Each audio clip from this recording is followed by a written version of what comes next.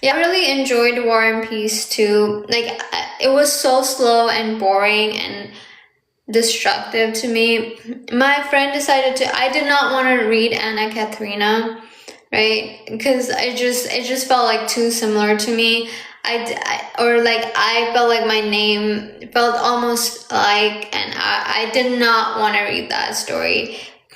And I also have read like the one with the Zoe, the four sisters. I forgot, little sister, or something like that.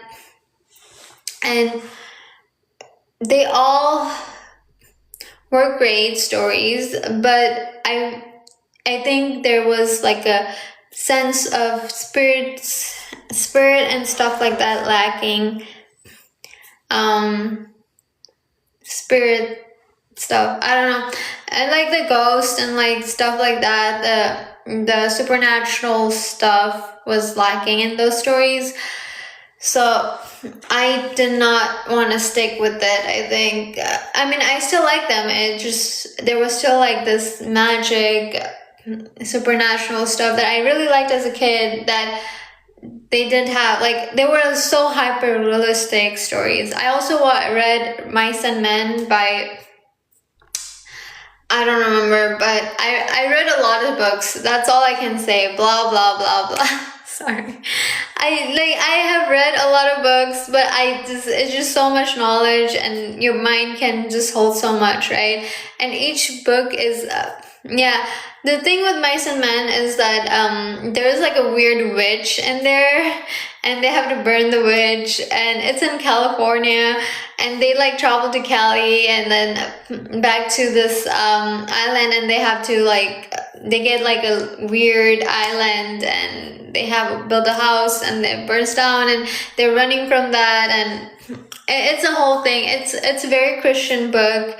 I think I read his other books too, John Steinbeck, and it was all Christian, and I didn't really get it, but I always looked at that age, I always wanted like a deeper meaning to everything, and to every book that I read.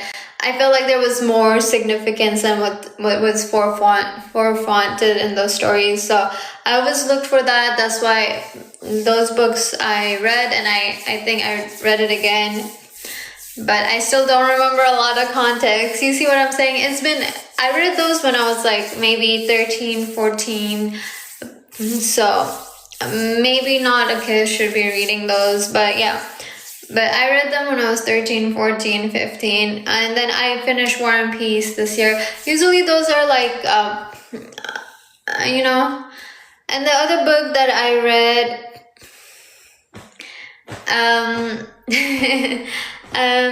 besides that, I'm gonna go on a rant about books. It's been a while.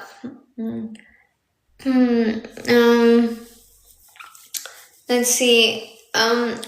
This is why I don't like super realistic books.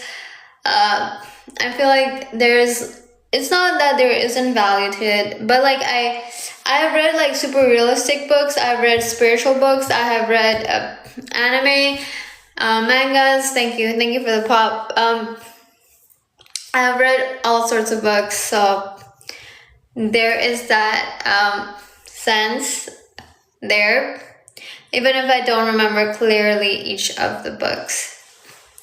But I do feel like I'm somebody else sometimes because I read so many stories. But my favorite one is definitely Clamp. Watanuki cannot beat anyone. Yuko Ichihara is like, Yuko Ichihara, actually it's his birthday tomorrow. Watanuki's, Sakura's, Sauron. It's like everyone's birthday from the Clamp series, basically. So it's like one of my, yeah, it's like my top, I would say. Yeah, and they're all correlated, and they travel like parallel. So this is the funniest thing that I really like about Clamp is like, with Sakura and Sauron and the two guys, right? There's 4 people and they're traveling, right? There's traveling, but every time they're traveling, they're actually traveling to the same reality. So they're meeting the same people. and they call the people in hometown, right? And they're like, what? Why? You look just like my aunt. You look just like my mom.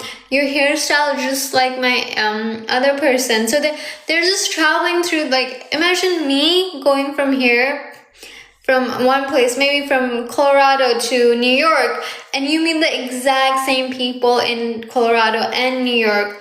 It's like the same people, but you're not realizing you're meeting the same people.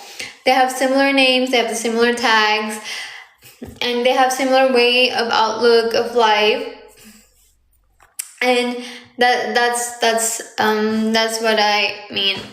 But yeah.